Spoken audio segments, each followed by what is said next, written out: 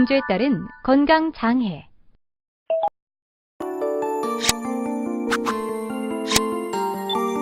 이번 시간에는 음주에 따른 건강 장애에 대해 살펴봅니다.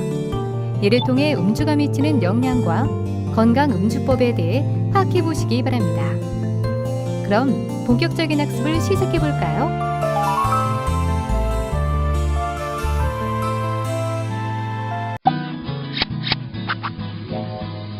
음주의 영향. 이번에는 음주가 우리 몸에 미치는 영향에 대해 알아보겠습니다. 지나친 음주를 하게 되면 단기적 또는 장기적으로 우리 몸에 좋지 않은 영향을 미치게 됩니다.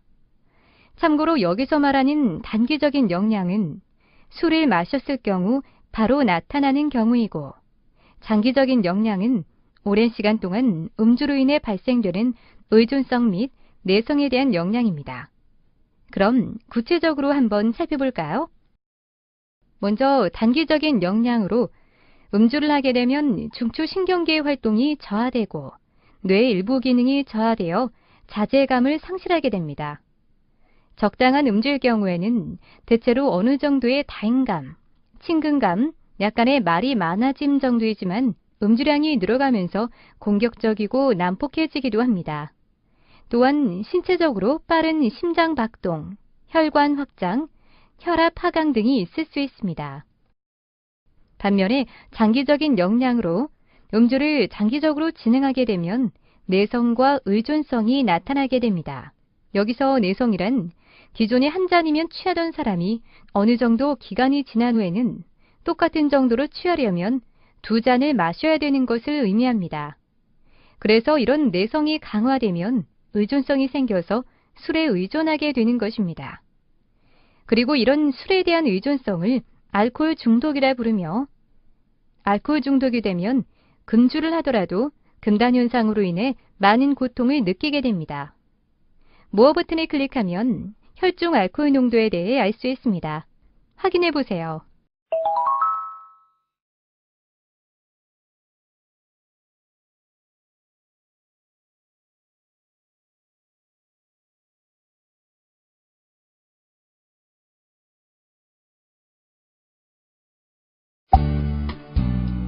돌발 퀴즈.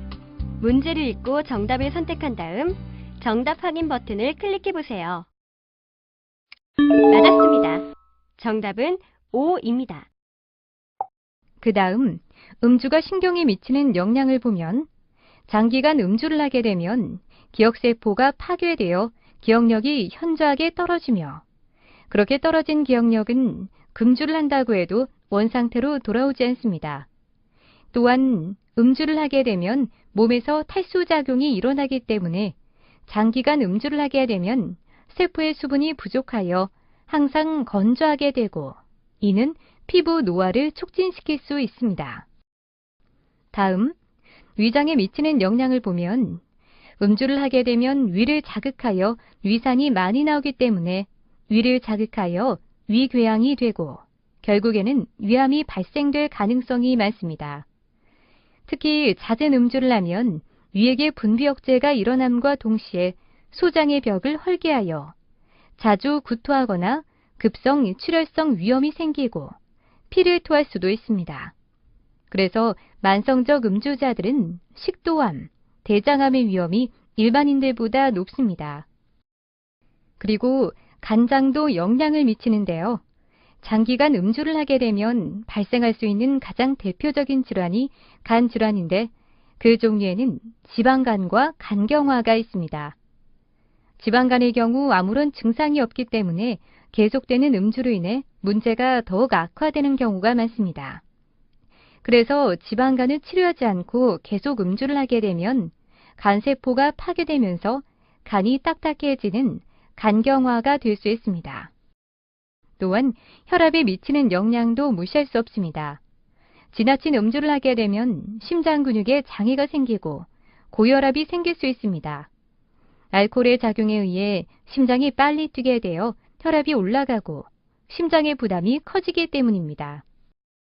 마지막으로 췌장에 미치는 영향을 보면, 음주를 하게 되면 췌장 효소의 분비를 지나치게 많게 하여 췌장에 염증이 생길 수 있습니다. 췌장염 환자의 75% 정도가 보통 5년 이상의 장기간에 걸쳐 술을 마신 사람들이었다는 보고가 있습니다. 특히 췌장염은 췌장이 녹아버리는 병으로 걸리게 되면 배 윗부분이 엄청나게 아프며 이마에서 진땀을 흘리며 쇼크에 빠질 수도 있습니다. 그래서 췌장염은 사망률이 높은 췌장암으로 발전하기도 합니다. 참고로 무어 버튼을 클릭하면 과도한 음주가 각 신체 기관에 미치는 영향을 볼 수 있습니다.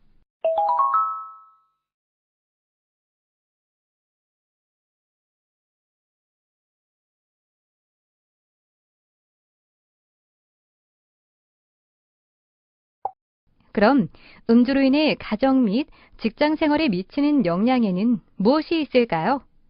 먼저 가정 생활에 미치는 영향을 보면 지나친 음주가 지속되게 되면 음주자 본인의 신체와 정신적인 문제뿐만 아니라 음주자를 둘러싸고 있는 가족에게도 많은 피해를 끼치게 됩니다.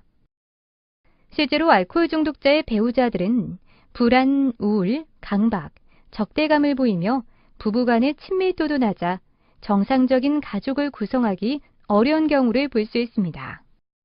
특히 알코올 중독자의 자녀들이 입는 정신적인 피해를 보면 첫째, 아이들이 감정 표현을 억제하며 의존적인 성향을 가지게 됩니다. 둘째, 대부분의 아이들이 자신에게 해로운 방법으로 두려움이나 분노를 표현합니다. 셋째, 사람들을 기만하고 조종하는 것을 배웁니다. 넷째, 아버지의 술버릇을 자신의 행동과 연결하여 죄책감에 빠질 수 있습니다. 그럼 음주와 직장 생활은 어떤 관계가 있을까요? 과도한 음주를 하는 사람은 그렇지 않은 사람보다 결근율이 높습니다. 과음하는 근로자의 결근율은 다른 근로자에 비해 2배에서 8배가 많으며 출근을 한다 하더라도 자리 이탈, 근무 태만의 가능성이 매우 높아 업무 능력이 매우 저하되고 있습니다. 그리고 음주는 직무 능력 수행에도 영향을 미치는데요. 술을 마시게 되면 일반적으로 사람의 주의력, 운동 능력, 외부 자극에 대한 대응력이 감소하게 됩니다. 그렇기 때문에 음주 후의 작업은 직무 능력을 수행하는데 그 효율성이나 정확도를 감소시킵니다. 특히 사고의 위험이 많은 작업 환경이나 어느 정도의 작업 기술을 요하는 작업장에서의 음주로 인한 생산성 감소는 상당할 것입니다. 또한 자주 음주로 문제를 일으키는 근로자의 경우 이직률도 높아서 회사 입장에서는 채용하는 데 많은 어려움을 느끼게 됩니다. 그 다음 음주가 직장 조직에 미치는 영향을 보겠습니다. 직장 생활의 꿀단지라고 할 수 있는 회식 자리에서 가장 빠질 수 없는 것이 술입니다. 음주는 직장 조직을 단단히 하고 공고하게 하는 긍정적인 면이 있습니다. 하지만 지나친 음주로 인한 자제력이 상실하게 되면 충동적으로 행동하게 하여 동료 상사 또는 고객들과 불필요한 의견 충돌, 충동적 행동 등으로 좋지 못한 인간관계를 만들 가능성도 있습니다. 또한 음주하는 집단들 간의 배타적인 의사소통으로 비공식 집단이 생겨 다른 동료들과 제한된 의사소통을 할 경우 회사 전체의 생산성에 장애가 될 수 있습니다. 다음은 음주 범죄 및 사고에 대해 알아보겠습니다. 음주를 하게 되면 자제력이 저하되고 공격적이고 충동적, 즉흥적인 판단을 쉽게 하기 때문에 여러 가지 범죄가 사고와 관련될 가능성이 높습니다. 예를 들면 다음과 같이 폭력 범죄, 성범죄, 교통사고, 산업재해 등이 있는데요. 각 항목을 클릭하여 자세히 살펴보세요.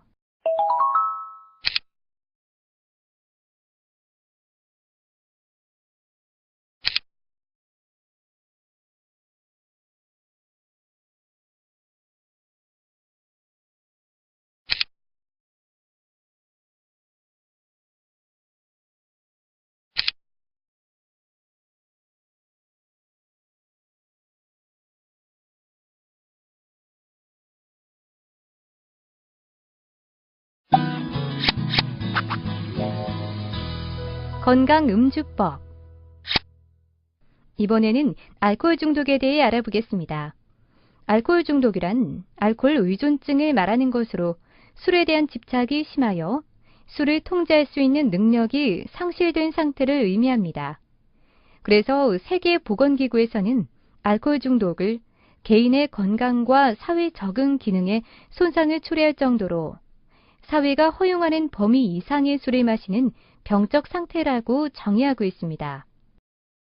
이러한 이유로 알코올 중독 환자의 경우 20% 정도는 원래 우울증, 정신분열증, 조울증 등 정신병이 있었다는 연구가 있었으며 이 부분에 대한 원인 치료가 필요하다는 판단입니다.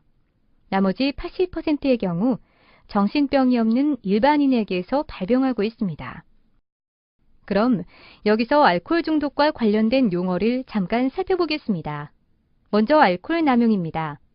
개인 건강이나 사회생활에 지장을 줄 정도로 술을 많이 마시는 상태.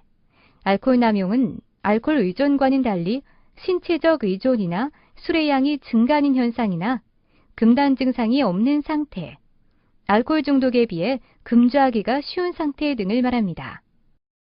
그리고 알코올 의존이란 알코올 남용을 통해 나타나는 신체적인 의존 현상으로 술을 끊임없이 마시려고 하는 상태, 같은 음주 효과를 얻으려고 술의 양이 날이 갈수록 늘어나게 되는 상태, 술은 마시지 않으면 금단 현상이 나타나는 상태 등을 말합니다. 그러면 알코올 중독의 진행 단계는 어떻게 될까요? 알코올 중독의 진행 단계는 다음과 같이 초기 단계, 진행 단계, 위기 단계, 종속 단계로 나눌 수 있습니다. 그럼 각각에 대해 하나씩 살펴볼까요? 먼저 초기 단계입니다. 해방감을 위해 때때로 또는 매일 술을 마시는 단계이며 알코올에 대한 내성이 점점 커지는 단계입니다. 그 다음 진행 단계는 초기 기억 상실 단계로 몰래 숨어서 술을 마시거나 벌컥벌컥 들이키는 단계로 발전하며 음주에 대한 죄책감이 증가하는 단계를 할 수 있습니다.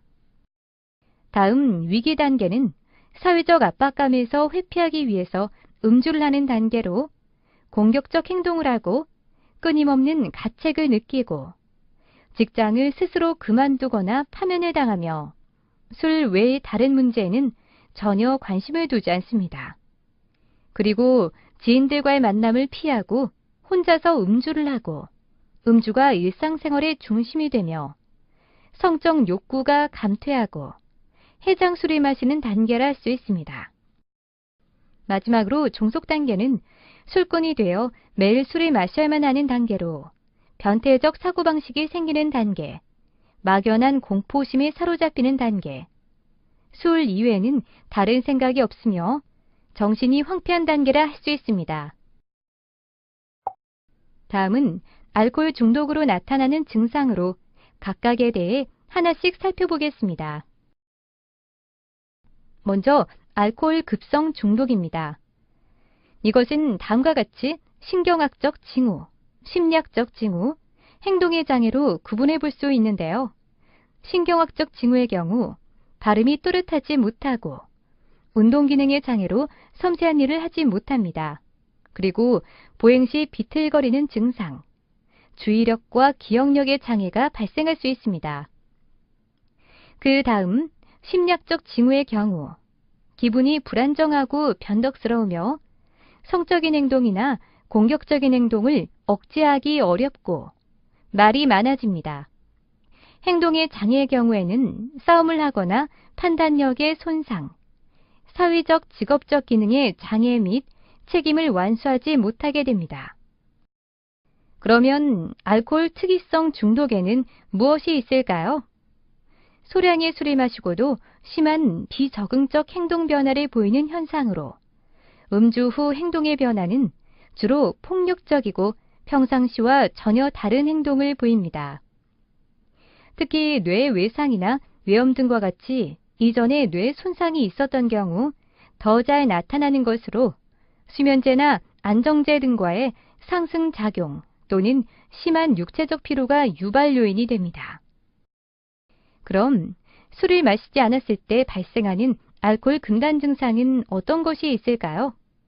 알코올 금단 증상은 술을 많이 마시던 사람이 음주를 중단하거나 음주량을 줄일 때 나타나는 증상으로 손, 혀, 눈꺼풀 등의 경련이 일어나고 구토, 구역질, 전신 쇠약, 자율신경 흥분 증상이 보이며 심계항진, 발한, 혈압 상승, 불안, 우울, 초조, 불면, 간질 대발작, 위장염, 심한 구갈, 두통, 부종, 악몽을 동반하는 불면, 심한 불안 발작 증세 등이 나타날 수 있습니다. 다음은 알코올 증상으로 알코올 금단 선망에 대해 알아보겠습니다. 5에서 15년 정도의 알코올 중독자가 갑자기 음주를 중단하거나 또는 음주량을 감량했을 때 나타나는 증상으로 심한 경우 치료를 받지 않으면 사망할 수도 있는데요. 불안, 초조, 식욕 부진, 진전, 공포감에 의한 수면 장애 등의 증상과 선망 상태와 함께 자율신경기능 항진 증상 등이 나타납니다. 그리고 이때 금단 증상이 보여집니다. 예를 들면 8시간 안에는 떨림, 불안, 금단 증상이 있는 상태라면 24시간 안에는 과민, 불면증, 경련, 감각 이상, 환청이 들리고 2에서 5일 정도가 경과하면 진전 선망을 한다는 것입니다. 그 다음은 알코올성 환각증입니다. 알코올 의존이 있는 사람이 폭음을 중단 또는 감량한 후 보통 48시간 이내에 갖가지 환청을 듣게 되는 질환으로 여기서 환청은 주로 목소리이며 그 내용은 기분이 좋지 않거나 괴롭히는 것이 대부분입니다. 이때 만성경과로 가는 경우 피해망상, 정신분열증과 유사한 양상을 보입니다. 그리고 알코올 증상으로 알코올성 건망증이 나타날 수 있습니다. 이는 지속적 과음으로 티아민이라고 하는 비타민 결핍이 원인이 되는 것으로 주된 증상은 건망증이며 자기 주변의 시간, 공간, 인물 등에 대한 진압력의 장애, 기억의 결핍된 부분에 엉뚱한 다른 기억을 끼워 넣어 말하는 작화증, 말초 신경장애 등이 보입니다. 이번에는 알코올이 뇌에 미치는 영향에 대해 살펴보겠습니다. 알코올과 관련 있는 신경 전달 물질은 다음과 같이 있는데요.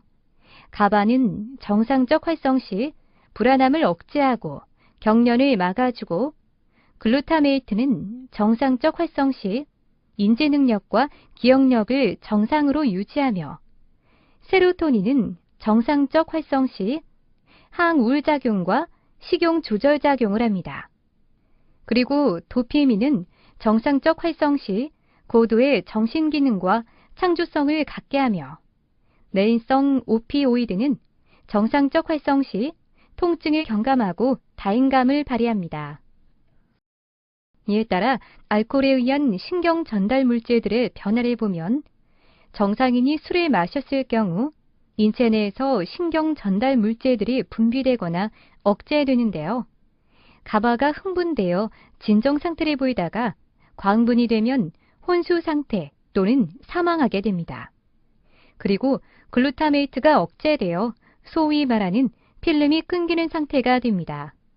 반면에 알코올 중독자의 금주 시 신경 전달 물질들의 변화를 보면 알코올 중독자가 술을 마시지 않을 경우 가바는 신경 전달 물질이 억제되어 항상 불안, 허전하며 쉽게 화를 내고 불행감을 느끼게 하며, 글루타메이트라는 신경 전달 물질이 과흥분하여 초조, 민감하여 심하게는 뇌세포가 죽어 알코올성 치매까지 이르는 위험한 상황에 빠지게 합니다. 그럼 알코올 중독의 치료를 위해서는 어떻게 해야 할까요?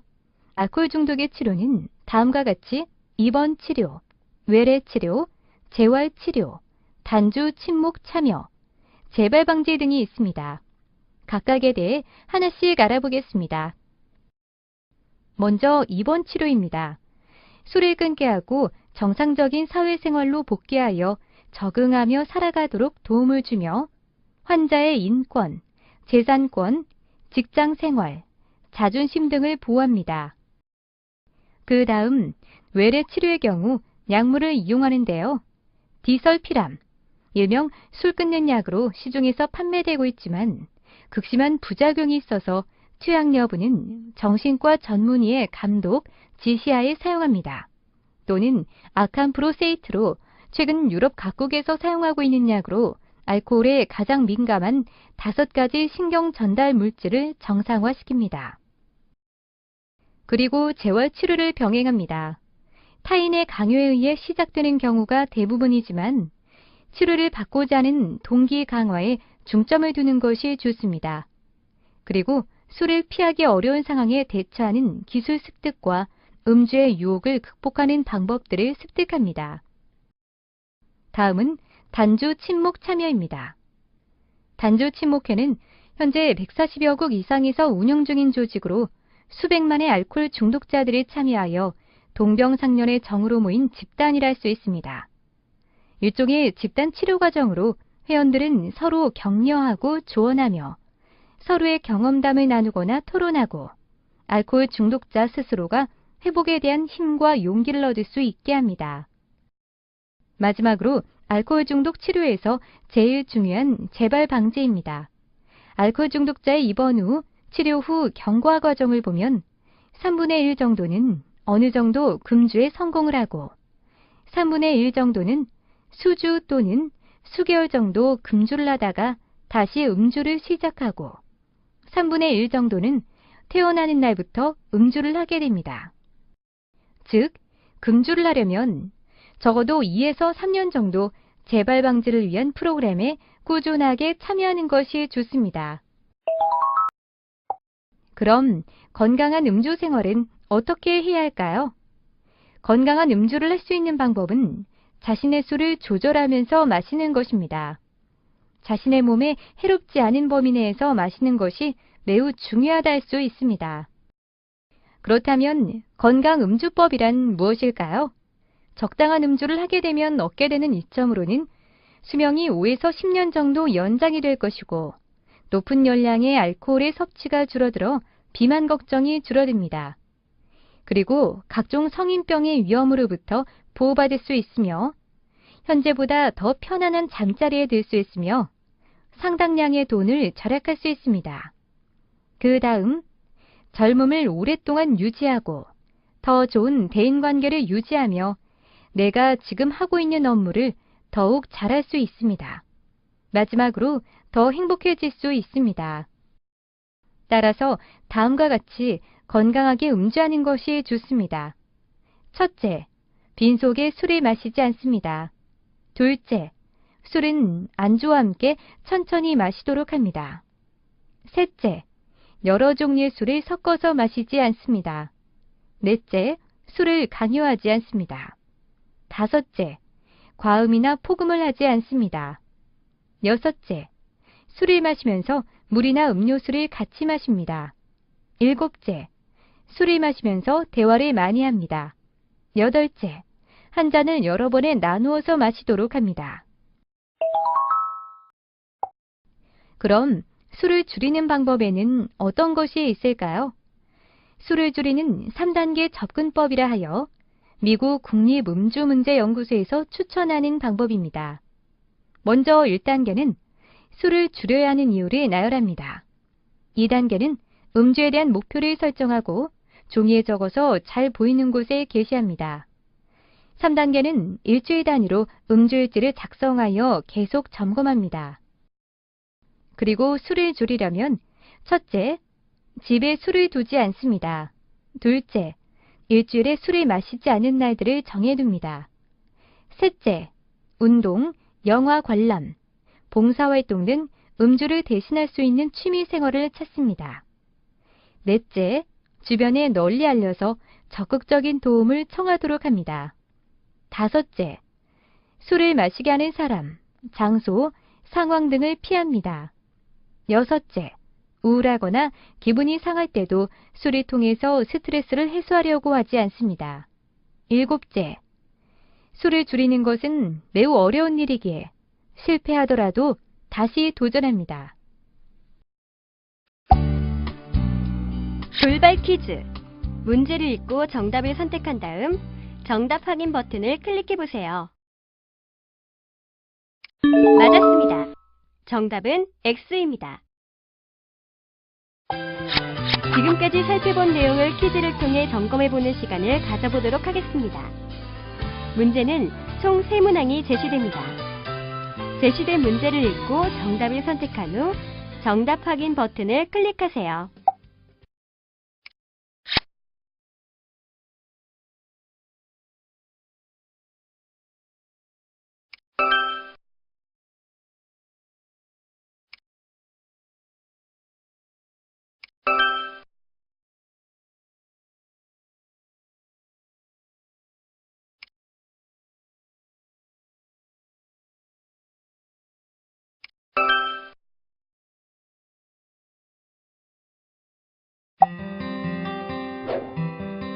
살펴본 내용 중 중요한 내용을 다시 한번 정리해 보세요.